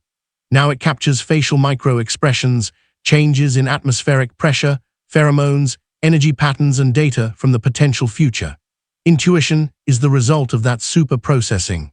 The subconscious sees the complete picture and sends you the final conclusion in a millisecond in your life right now today. Now, since it doesn't have time to explain all the data, it sends you the conclusion in the form of a sensation. Don't trust this guy, buy that house, don't get on that plane. It is a compressed file of wisdom. When you ignore it because it is not logical, you are disregarding the largest database in the universe. Now, intuition is your Wi-Fi connection to the cloud of infinite knowledge. By trusting this invisible link, you tap into a guidance system that operates beyond the constraints of time and space, providing you with the insights necessary to make choices that are perfectly aligned with your highest path and sovereign purpose. Today's the battle of the two voices, ego versus spirit. The greatest challenge for the initiate is discernment. You will ask me, how do I know if that voice telling me quit your job is my wise intuition or my scared, reckless ego? It is the million-dollar question. Fortunately, they have very different vibratory signatures. Learn to distinguish them today. 1. The voice of the ego, the noise volume height screams it is insistent tone, urgent, anxious, demanding content, full of shoulds, have to careful, what will they say, sensations, contraction, tension in shoulders, jaw, or stomach, fear, origin, fear or desire, for approval. Now 2. The voice of intuition, the signal volume low, it is a whisper tone, calm, neutral, detached. It does not order you, it informs you, content, direct. Call Maria. Go over there. Wait. Sensations, expansion, lightness, an internal click. Peace, origin, love and truth in your world right now. Today, golden rule. If you have to debate it mentally for hours, it is not intuition, it is mind. Intuition is instantaneous. You know that you know, and that's it.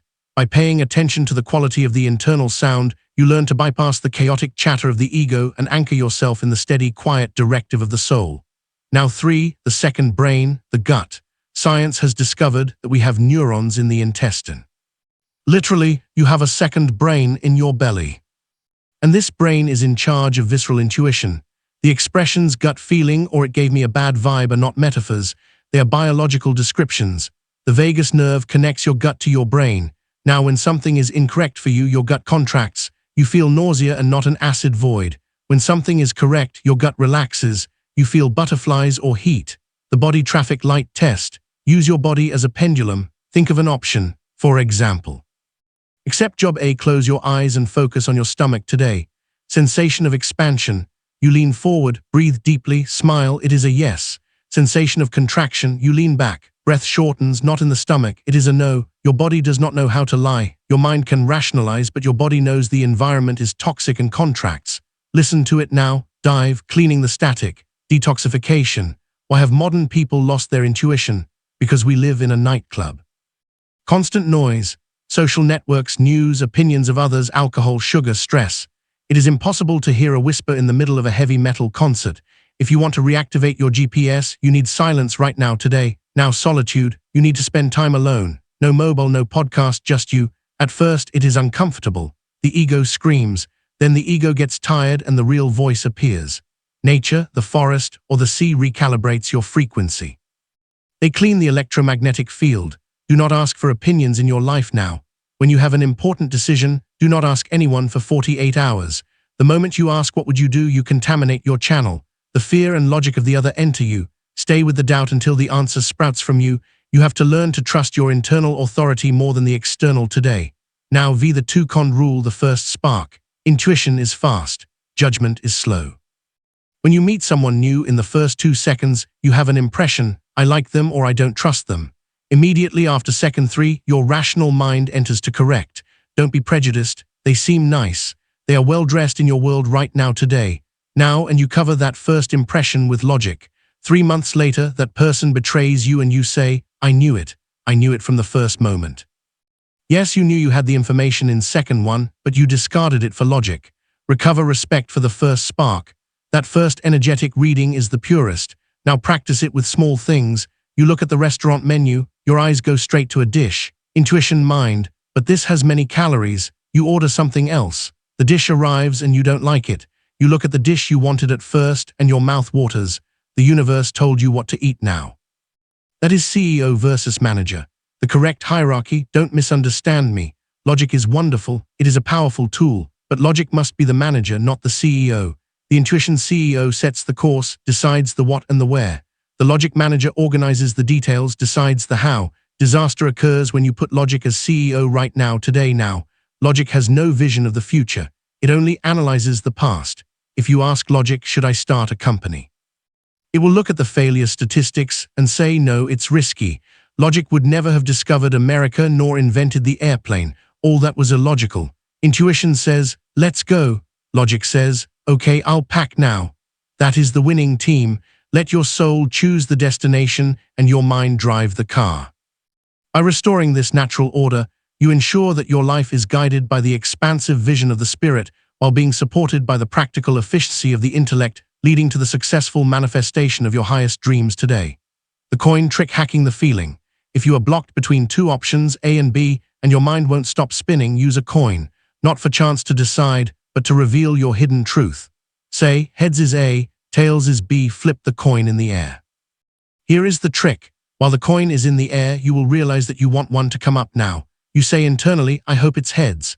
Boom, you have your answer. Say it doesn't matter what comes up on the coin. You have already seen your real desire. Or if the coin falls and it's tails, option B, observe your immediate reaction.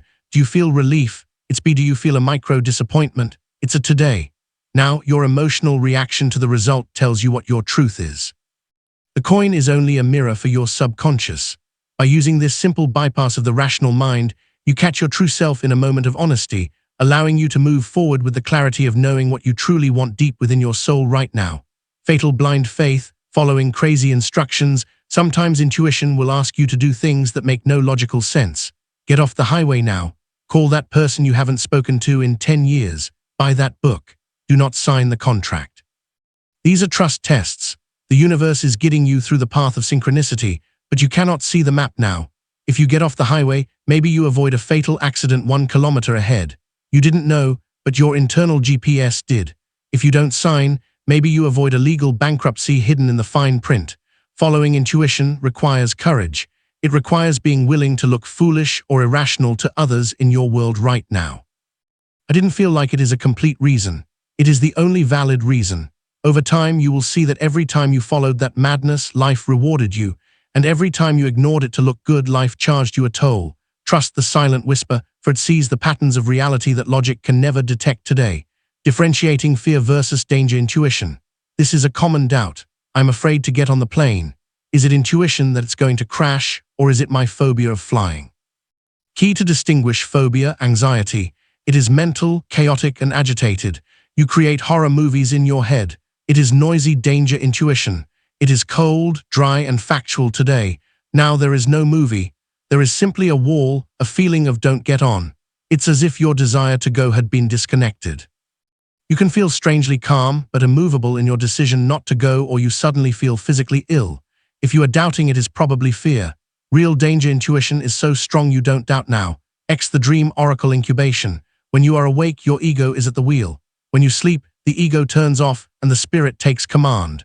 Dreams are a direct channel of intuitive communication. Many scientific discoveries and famous songs came in dreams. Incubation technique. Before sleeping, while in that theta state, make a clear request now. Subconscious universe, I need a solution for problem X. Please give it to me tonight or tomorrow morning. Repeat it until you fall asleep. Upon waking, stay still with your eyes closed. Try to catch the first ideas or sensations that come. Sometimes the answer is there, clear as water in your life today.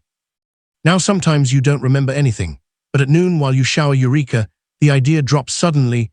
The dream did the processing work and delivers the package to you. When you are relaxed, by utilizing the power of your sleep state, you open a gateway to infinite intelligence that works for you even while you rest today. Heart coherence. The heart knows. The Heart Math Institute has shown that the heart has an electromagnetic field 5,000 times more powerful than the brain. The heart knows before the brain. In experiments, the heart reacts to a negative image seconds before the image appears on the screen. Precognition. To access maximum intuition, go from the head. Now go down from the head to the heart. Quick exercise. 1. Put your hand in the center of your chest. 2. Breathe slowly, imagining the air entering and leaving through the heart. 3. Ask your heart the question. The heart's answer is always soft, inclusive, and wise. It never attacks. It is never in a hurry today. Now it is the voice of your inner master.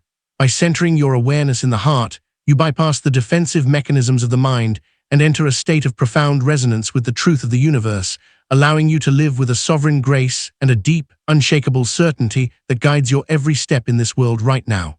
Chapter 10. The Soul's Purpose, Your Hidden Mission.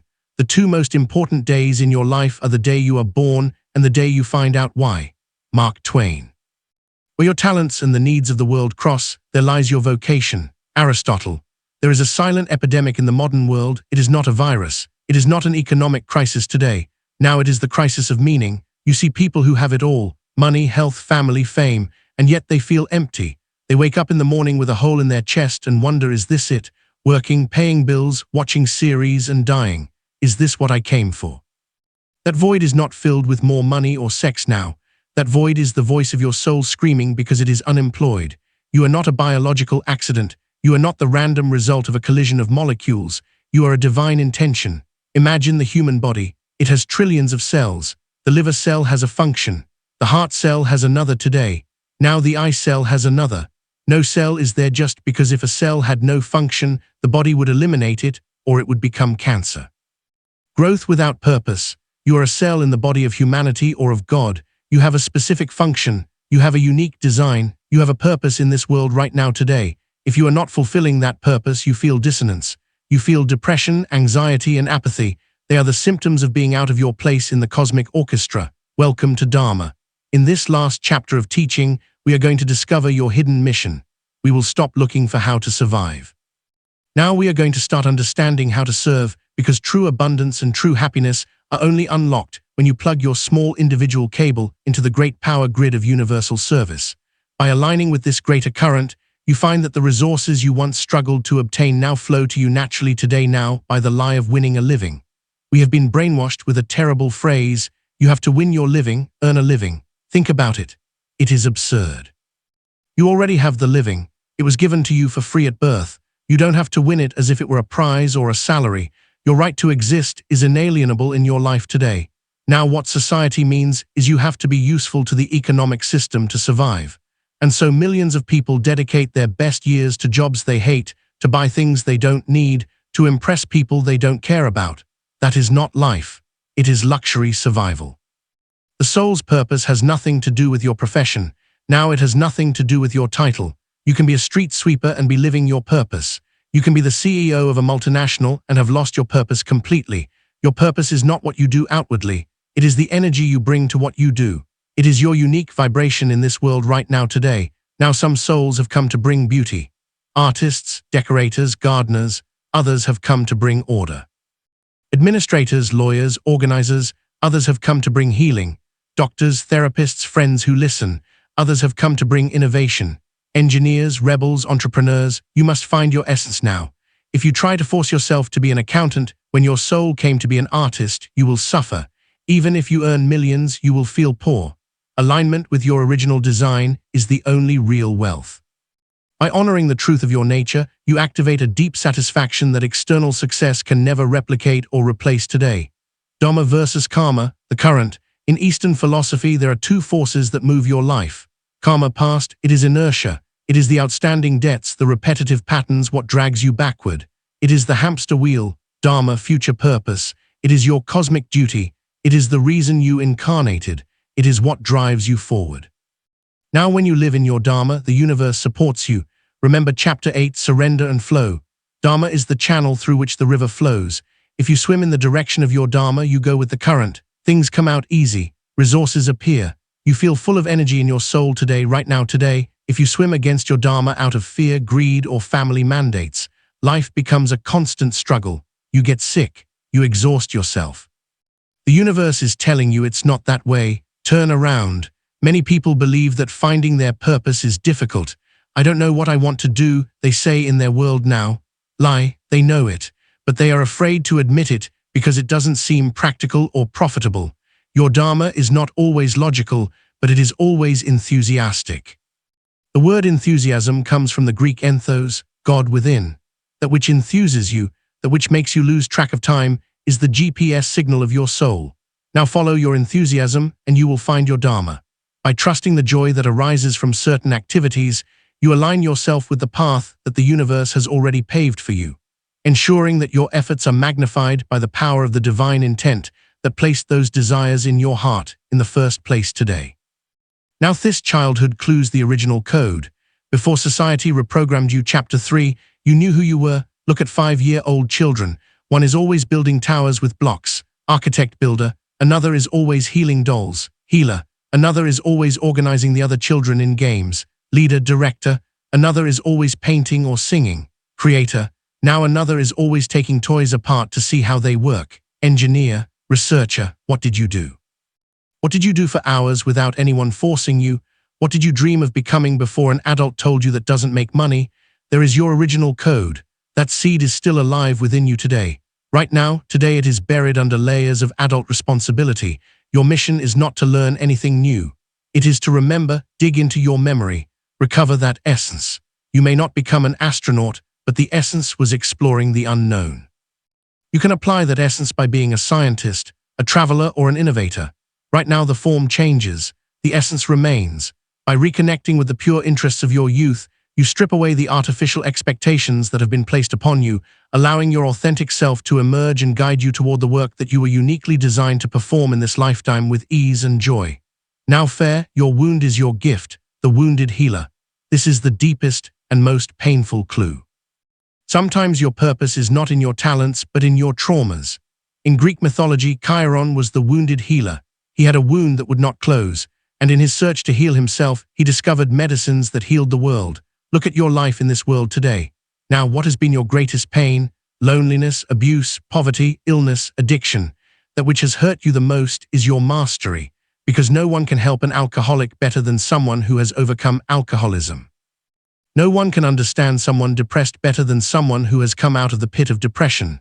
Now your suffering has given you a university degree that is not bought with money, empathy, and real experience. Your mission very often is simply to help the people who are where you were a few years ago, rescuing your past self. If you overcame shyness, your mission is to teach confidence in your life right now, today, now.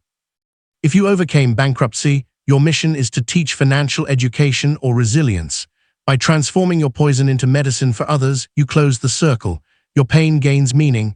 You stop being a victim and become a master. Your wound becomes your lighthouse. You light the way for others who are still in the dark. Now, Vicky, the magic intersection. The Japanese have a wonderful concept called ikigai, the reason for living. They say that the perfect purpose is found at the intersection of 4 circles. 1, what you love, your passion. 2, what you are good at, your talent.